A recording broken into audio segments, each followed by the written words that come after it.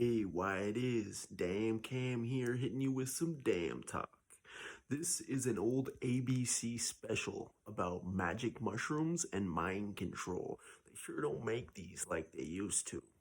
Real briefly, before we get started, we want to say that we do advocate the use of magic mushrooms to alleviate the confusion when it comes to spirituality, as well as to propel one's spiritual nature and get in touch with our true philosophy. That being said, you don't want to take a trip without preparing, right? Just as you don't go on a journey without packing your bags, you don't leave on a trip without having a destination in mind. These are all things to definitely consider. Consider the amount of input that you've had throughout the week leading up to said trip, because a lot of times subliminal messages will come through. Make sure you're in a good place. I recommend keeping said magic mushrooms amongst things that have positive energy for you, positive memories, sentimental value, and always know your dose. That being said, we will continue to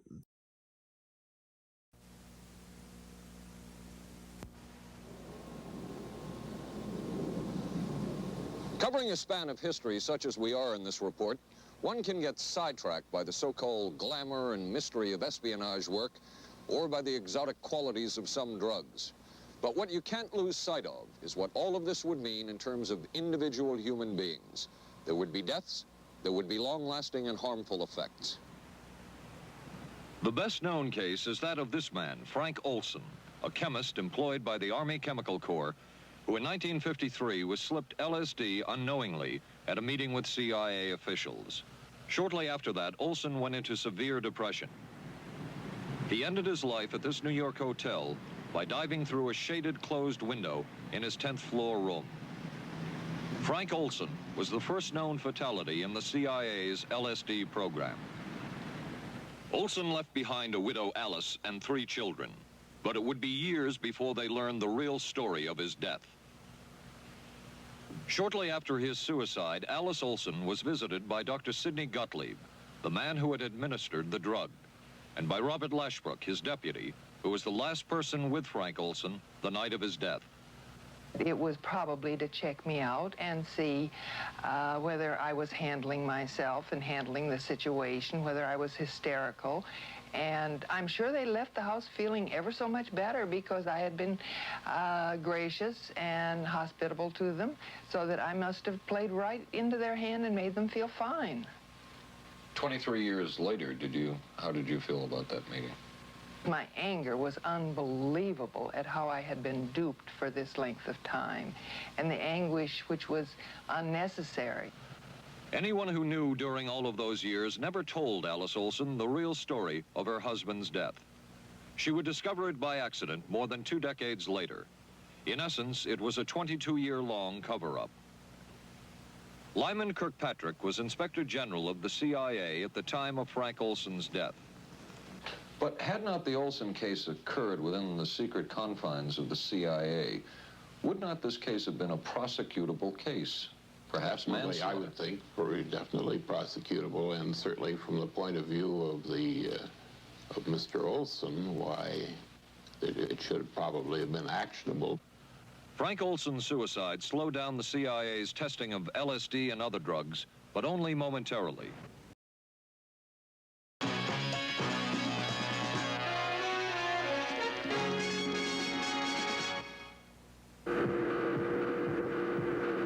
This is the story of a 30-year search by U.S. intelligence agencies to perfect mind control.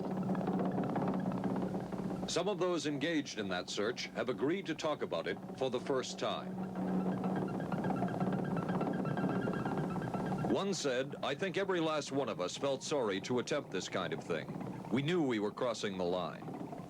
The search would be endless. From brothels, an agent says, we learned a lot about human nature in the bedroom, to the mystical rites of a magical mushroom ceremony performed by an Indian shaman, to a Spanish bull ring. The bull has had electrodes implanted in the brain and is controlled by a scientist. There would be victims. Just...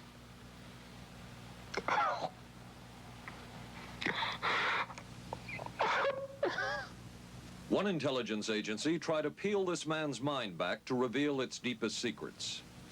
I'll live through it. I'll live through it. This man worked on some of these programs.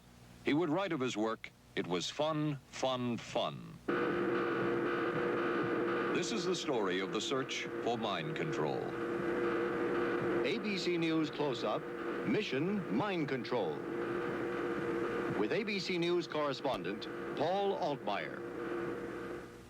Flight 217, now boarding at 8. Mark? Anne! It's been ages. Can I buy you? Allow me. 2 Michelob Lights. Michelob makes a light beer? Perfect. The good taste of Michelob Light. Don't just compare it to other light beers. Compare it to your regular beer. As one agency memo says, we have no answer to the moral question. The safe houses were not the only testing grounds. Millions of dollars would be spent on LSD research at universities throughout the country.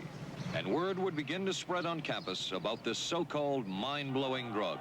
And suddenly, there was the counterculture of the 60s. I give the CIA a total credit for sponsoring and initiating the entire consciousness movement, counterculture events of the 1960s. Dr. Timothy Leary, the 1960s Johnny Appleseed of LSD.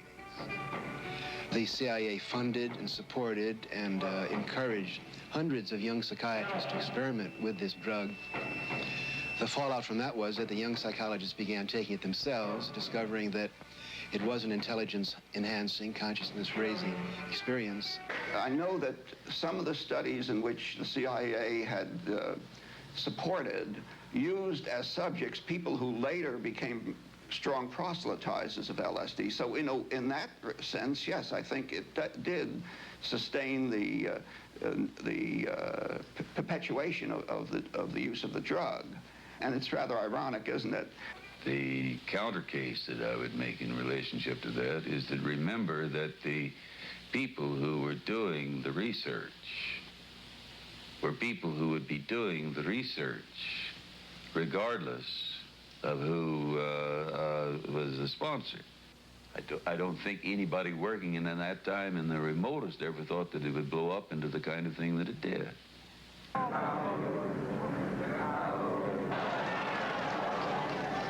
History will judge the role of the CIA and other intelligence agencies in unwittingly contributing to the counterculture of the 60s through their intense interest in LSD and other hallucinogenics. But for the moment, at least, the argument can be made that the CIA helped usher in the age of Aquarius.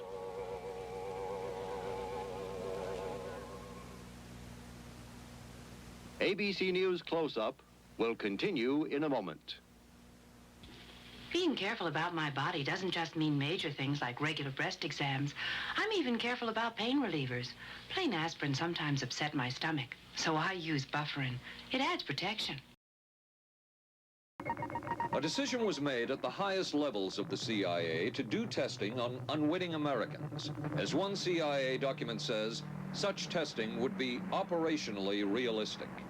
A former CIA official who worked on these programs describes for the first time how the decision was made. He did not wish to be filmed or recorded. Thus his remarks are read by someone else. I think every last one of us felt sorry to attempt this kind of thing. We knew we were crossing the line.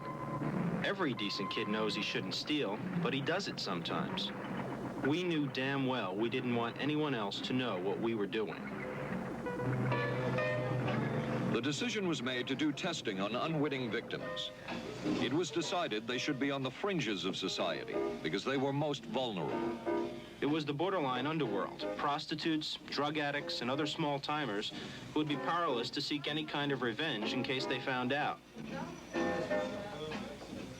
And as their predecessors had a decade earlier, the CIA turned to George White for help. White was now a high-ranking narcotics official, and by this time, the stories about George White were legendary. So the way this says, you may help you, monsieur? And George White was busy talking with me. paid no attention to the waiter, so the waiter tapped him on the shoulder, says, may I help you, monsieur? George White turned around, whipped his gun out, and stuck it in the guy's face like this in this crowded restaurant. George White did not mind bending the law, and he knew the street well. He was the ideal choice for what the CIA had in mind. We were Ivy League, white, middle class. We were naive, totally naive about this, and he felt pretty expert.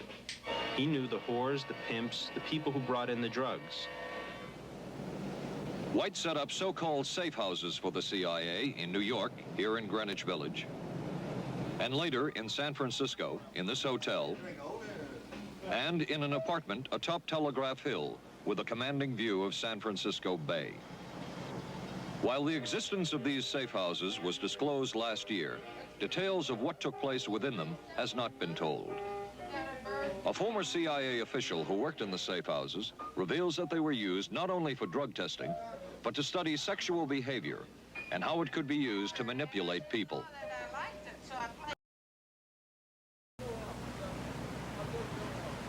By far, the most chilling experiments we have uncovered took place at this Gothic estate called Ravenscrag, halfway up Mount Royal in Montreal. It houses the Allen Memorial Institute of Psychiatry of McGill University.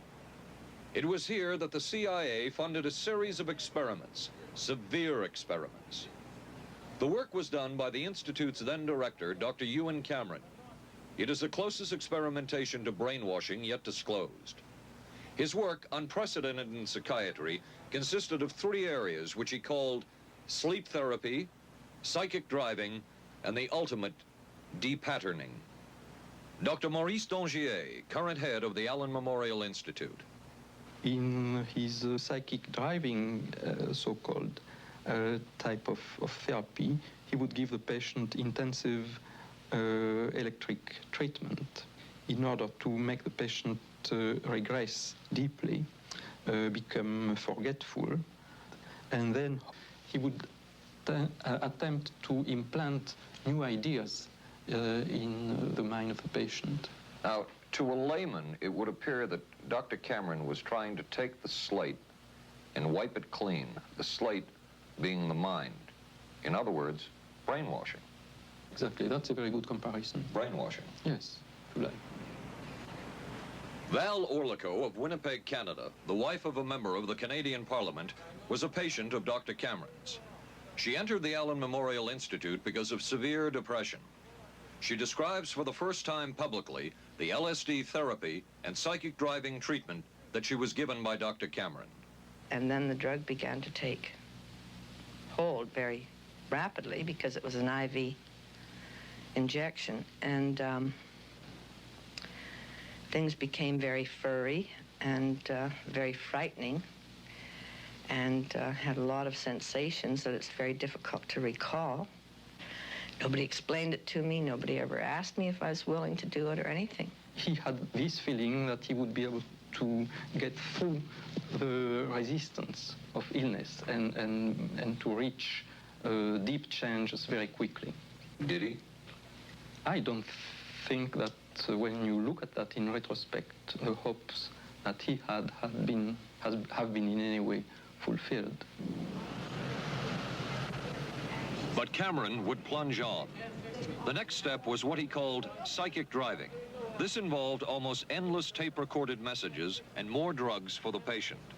Cameron wrote that this was the way to make direct controlled changes in personality. I thought this was the coldest and most impersonal treatment that anybody could give to anybody in the world. I can't live like this any longer. And I thought I would just go out and throw myself underneath the cars on McGregor. I stood on the curb of that street, and I stood there, and I thought, okay, go. Okay, go. And then I thought, what if you're not killed? What if you're just maimed? What if you don't die and you live and you can't even talk anymore? And I couldn't do it. The most severe technique Cameron used was depatterning. He described it as breaking up the existing patterns of behavior by means of intensive electroshock therapy with prolonged periods of sleep. He carried out these experiments in something he called the sleep rooms. People in there were like babies. They cried and they were very disoriented. And we were very afraid of the sleep room. We used to walk very carefully against the side of the corridor that was opposite the sleep room with our backs to the wall when we'd go by. Cameron used this combined sleep electroshock treatment on patients as long as 30 days. One patient he kept asleep for 65 days. Cameron retired, and his successor, Dr. Robert Cleghorn, ordered a follow-up study on the patients treated with Cameron's depatterning method. It showed that it was no more beneficial in its result than the use of more conservative methods. But the follow-up study showed that 60% of those who had been depatterned still had amnesia for periods of anywhere from 6 months to 10 years. That's quite a memory loss, isn't it? That is a memory loss. Indeed it is. It's I think, more than desirable. In retrospect, does Dr. Cameron's experimentation and his treatment appear harsh? I would say yes. I mean, this forceful type of approach that I was describing to you is definitely, it can be said that it's harsh. I wouldn't call it harsh. I would say it was harder on the staff than it was on the patients, because these people had to be fed and they had to be cared for and they had to be given sufficient fluid and food and toileted and so on and so forth. It was a very difficult thing for the staff to follow these patients properly and see that they did well. Well, I'm glad he was concerned for the staff. But excuse me, but I just, I just can't, sometimes I can't believe it, and yet I know it's true. If you had the opportunity to say something to the people at the Central Intelligence Agency who financed this study, what would you say? I realize the CIA is a very important organization and they have a very important job to do, but God, it surely doesn't have to be done on people who are totally incapable of knowing what's happening or having any defense against it. And I can't imagine the mentality of people who would do this. I just can't. As for Dr. Cameron, he died in 1966 while mountain climbing. A colleague wrote of Cameron, "For him, the ends justified the means. And when one is dealing with the waste of human potential, it is easy to adopt this stance." Dr. Cameron seemed ideally suited for what the CIA had in mind.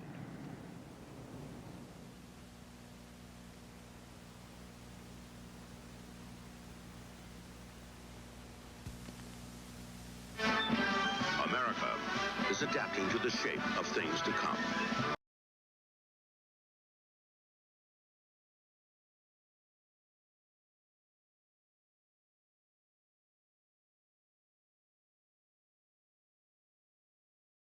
But it was a discovery here in Basel, Switzerland, at Sandoz Laboratories by Dr. Albert Hofmann that led the intelligence agencies of America to believe that they had found the panacea.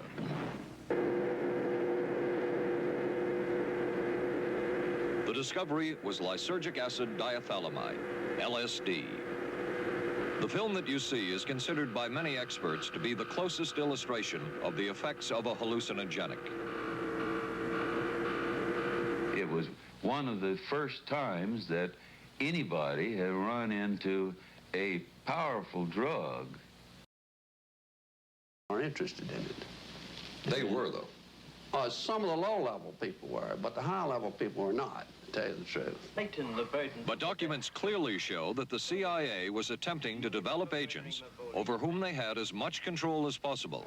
Agents who would perform tasks contrary to their own good. Normally conditioned American who's been trained to kill and then to have no memory of having killed. His brain has not only been washed, as they say, it has been dry cleaned.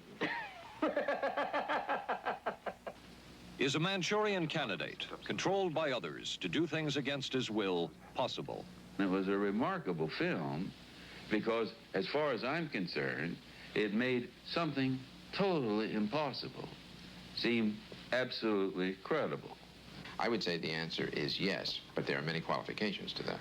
Dr. Milton Klein, a psychologist, a clinical and experimental hypnotist, and unpaid consultant to the CIA. The qualifications would be the subject selected to produce the kind of behavior that you wish, the amount of time, the procedures that are utilized, and the motivations of the people who are designing, executing, and administering the procedures. You're asking whether an individual can be, under hypnosis, influenced, coerced, persuaded, shaped to perform an antisocial act, or a destructive act, or an act of violence. My answer would be yes. Captain Marco, will you be good enough to lend Raymond your pistol, please? Yes, ma'am.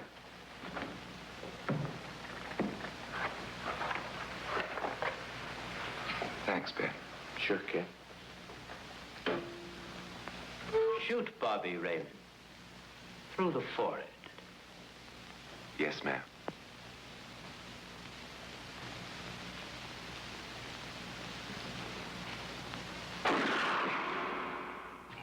How valuable a tool can hypnosis be in the intelligence field? None whatsoever. Of behavioral projects undertaken by the CIA, Gittinger's appears to have been one of the more successful and more conventional. Other experiments were not as conventional. Neurophysicist Dr. Jose Delgado was financed by the Office of Naval Research. In this experiment, the bull is sedated. Electrodes are implanted in its brain. Delgado transmits an electronic impulse to the center of the bull's brain. Delgado has remote control of the animal.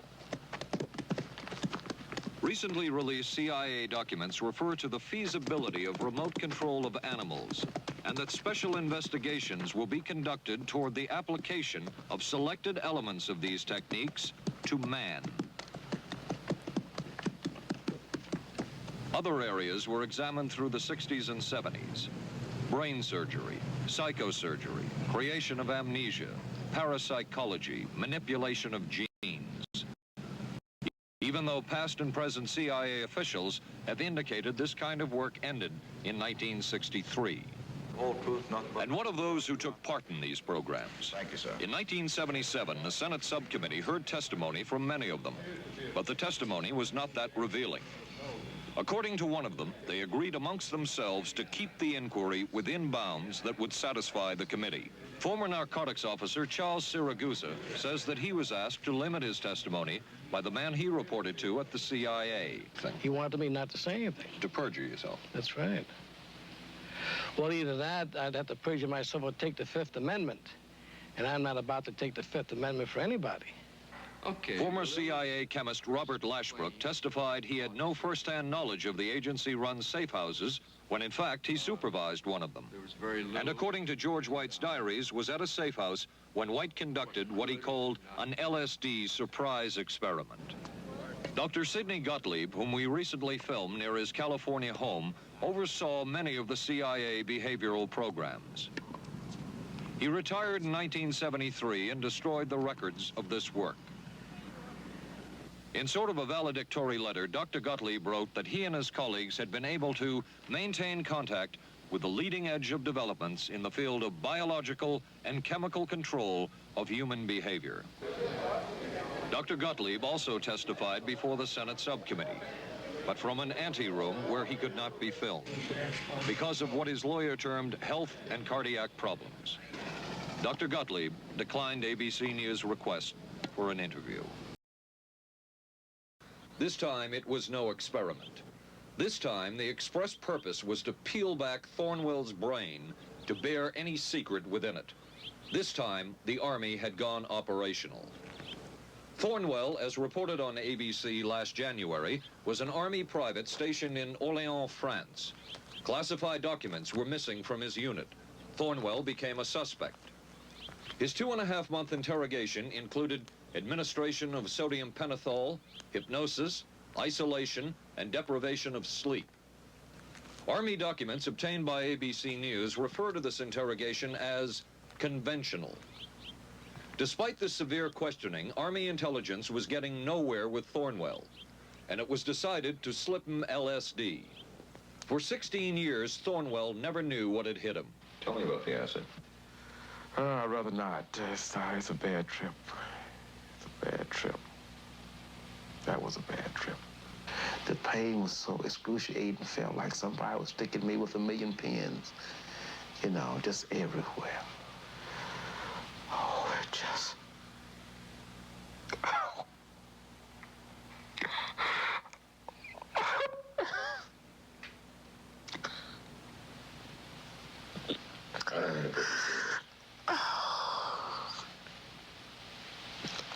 You want to stop for a minute?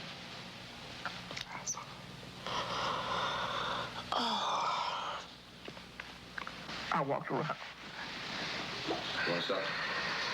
Oh, I can talk. I lived through it. I lived through it. I lived through it. No charges were ever brought by the Army against Thornwell. He was discharged for psychological disorders. But an Army psychiatric evaluation of Thornwell obtained by ABC News, one which was done prior to Thornwell having been given LSD, says of him, fairly cooperative, oriented, alert, and gave no evidence of psychosis or depression. From the Army's point of view, this type of LSD interrogation was a success. Other documents refer to the exploitability of interrogation subjects, cracking them, keeping them off balance mentally, and providing an economical, speedy, and productive aid to interrogation. From James Thornwell's point of view, it was no success. Thornwell still has serious problems.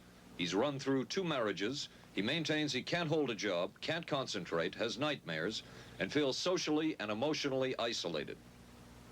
Last fall, Thornwell filed suit against the government in federal court. He is a consultant for this report. What happened is that there was a military attaché in Switzerland, an American officer, who got milligrams and kilograms mixed up. In other words, he made a mistake of thinking 1/1000th of a gram was the same as 1,000 grams, which is a mistake of 1,000,000 times. So when the CIA got the intelligence that there were 100 million doses on the market, in fact, there were 100 doses. The man who would oversee the CIA's research into drugs and most of the agency's behavior programs is this man, Dr. Sidney Gottlieb, a chemist. Dr. Gottlieb declined ABC News' request for an interview. In their never-ending search for the miracle weapon, CIA operatives searched here in the remote mountain areas of southern Mexico for what up to then had been considered a myth, magic mushrooms. They used this man, a part-time chemist for the CIA, to dupe this man, a vice president of a bank and an amateur mycologist or mushroom expert, to try to get to the magic mushrooms and turn them into a drug. But it would be the amateur, R. Gordon Wasson and his colleagues, who would win the race and develop the drug psilocybin from the magic mushrooms. We went into the Mazatec area, far from the highways, remote from Mexico City.